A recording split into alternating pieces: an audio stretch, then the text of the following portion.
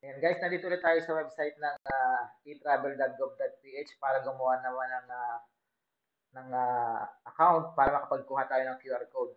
Ito guys, yung may mga connecting flight, lalo-lalo na nandito sa Saudi Arabia. Yung may mga connecting flight papuntang Pilipinas from Saudi Arabia papuntang Bahrain at saka Bahrain papuntang Pilipinas. Lalo-lalo na katulad ko guys, ako yung uuwi ng Pilipinas. Meron akong connecting flight mula Jeddah, Saudi Arabia papuntang Bahrain, tapos Bahrain papuntang Pilipinas. Ang gagawin natin para makapaggawa ng e-travel, para makakuha ng QR code, syempre, ang gagawin natin guys, mag-sign in muna tayo dito. Tapos, dito maglalagin tayo kasi nga 'di ba nakakapagawa na tayo ng account. Ang gagawin naman natin dito maglalagin tayo. Maglalagin tayo ng ating email. Ayan. Ano ba 'yun? Tama ba? Tapos, syempre, yung ating password. Huwag natin kakalimutan ang ating password. Kailangan tanda natin ang ating password. Ayan, nakalimutan ko yung password ko. Tapos, ayan. Oh, wrong password.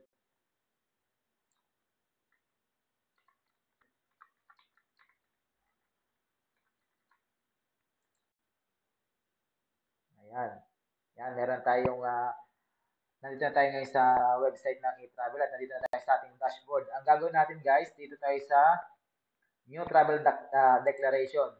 Pipindutin natin yan. Tapos, dito sa travel registration, naka-highlight na dito yung for me, yung current user, tapos syempre air. Tapos dito sa arrival, entering the Philippines. Ito guys, yung may mga connecting flight, huwag niyo kalimutan. Ito may mga connecting flight. Lalo-lalo nang galing dito sa Saudi Arabia, papuntang Pilipinas. Ito yung galing Terminal 1 ng Jeddah, Saudi Arabia, papuntang Bahrain, Bahrain, papuntang Pilipinas. Siyempre, kapag na-click na natin itong arrival, yung entering the Philippines, continue lang natin yan. Tapos dito naman tayo dadalhin niya sa travel details natin. Sa travel details, siyempre yung purpose of travel, OFW. Tapos dito sa traveler types, siyempre aircraft. Tapos dito sa flight information, yung ating pangalan ng yung ating airline. Kung halimbawa, yung papuntang ng Pilipinas, sasakay ka ng Gulf Airlines, hanapin natin dyan yung Gulf Airlines. Lagyan natin ng G para magkaroon ng Gulf Airlines yan. Siyempre, Gulf Air.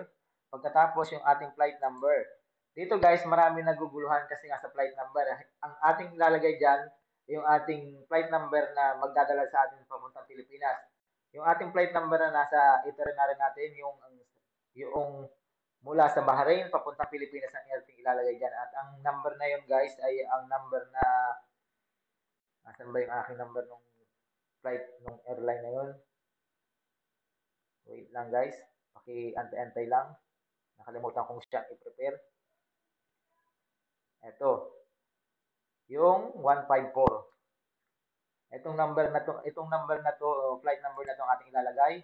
At pagkatapos dito sa origin, syempre yung country of origin, ang ilalagay natin diyan ay Saudi Arabia. Kahit yung kahit may connecting flight tayo, ang ilalagay natin diyan yung Saudi Arabia pa rin ang ating country of origin. Ayan. Tapos dito sa airport of origin, guys, nandun din sa terminal natin yan makikita. Ang nakalagay dito ay Jeddah, Saudi Arabia, Terminal 1. Ang ilalagay natin dito, guys, ay Terminal 1,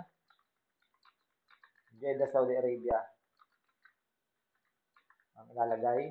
Tapos, dito, syempre sa date of departure, yung kailan ang ating alis. Ito yung halimbawa lang. Ang ating alis, guys, ay 18. Ayan.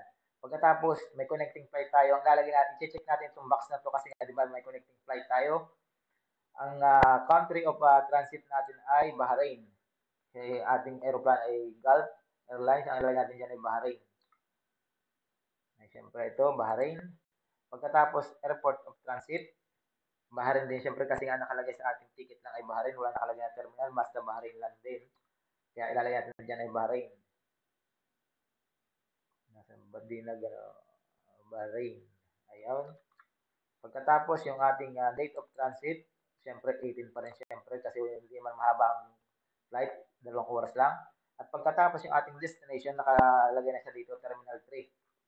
Hindi ka na magsiselect dyan ng terminal kasi nga automatic na nakalagay dyan sa terminal. Pero kung gusto niyo rin i-double check, makikita ninyo yan sa inyong mga itinerary kung ang nakalagay ay Terminal 3 or Terminal 1. Pero sa pagkakaalam ko, kapag international flight, ang nakalagay dyan ay Terminal 3. Tapos ang date of arrival kung kailan ka darating sa Pilipinas. Siyempre, umalis tayo dito sa Saudi Arabia ng 18, paniguradong makakarating tayo ng Pilipinas ay 19. Kaya yun ang ating ilalagay. And then pagkatapos, ang gagawin naman natin ay i-check natin yung ating, siyempre, uwi tayo ng Pilipinas, i-check natin yung residence at saka yung ating same as permanent address. Pagkatapos, magne-next lang tayo dyan, guys.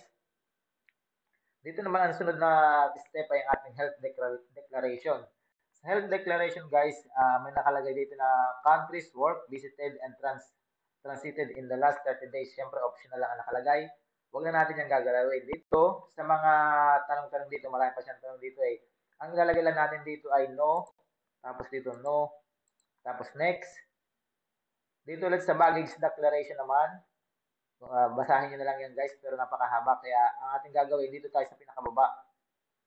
Dito, do you have a baggage or currency to declare? Siyempre, may baggage tayo. Ang ating pipindutin lang dito guys ay ating yes, kasi nga siyempre may mga bagahe tayo.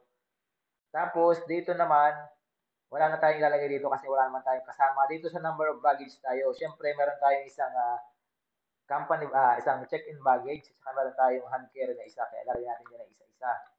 Isang check-in, isang hand carry. Tapos, first time visiting Philippines, syempre, no. Tapos, magne-next lang ulit tayo dito. And then, pagkatapos dito naman, guys, for customs general declaration, wala na rin tayo ditong sasagutan. Ilagay na natin dito 0. Tapos dito ay no, no, no, no. Tapos dito ay no, no. Maraming ditong mga sagutan pa kaya lahat na lang, na lang, total, wala na naman tayong dala-dala kasi nga naipadala na rin naman sa Pilipinas. Kaya no, at saka dito no. Tapos, next. And then pagkatapos niyan guys, maglalagay tayo dito ng sign. Magsasign lang tayo ng ganito. Ayan, tapos next. Wala man tayong family members, kaya huwag na natin lalagyan yan. Next lang tayo. Tapos dito, you haven't selected any family members for this travel registration. Are you sure you're not traveling with your companion? Siyempre, yes. Tapos ito na yung ating personal information guys. Paki-double check na lang natin yan. Ayan, no, makikita natin ating mga nilagay dyan. Tapos, dito tayo sa, ayan, success na siya. Tapos dito ulit tayo sa submit. Tapos pagka na-submit na natin yan guys, ito, hindi pa ito yung ating i-travel ha. Ito ating i-close natin yan sa duty free yan. Kaya kailangan natin yan i-close. Ito yung ating i-travel. Pwede natin itong i-download. Pwede natin itong i-screenshot. Ayan guys, sana maliwanag na yung ating explanation kapag halimbawa may mga connecting flight tayong sasakyan papuntang Pilipinas. Ayan guys, maraming salamat sa inyong panonood. Sana nakatulong.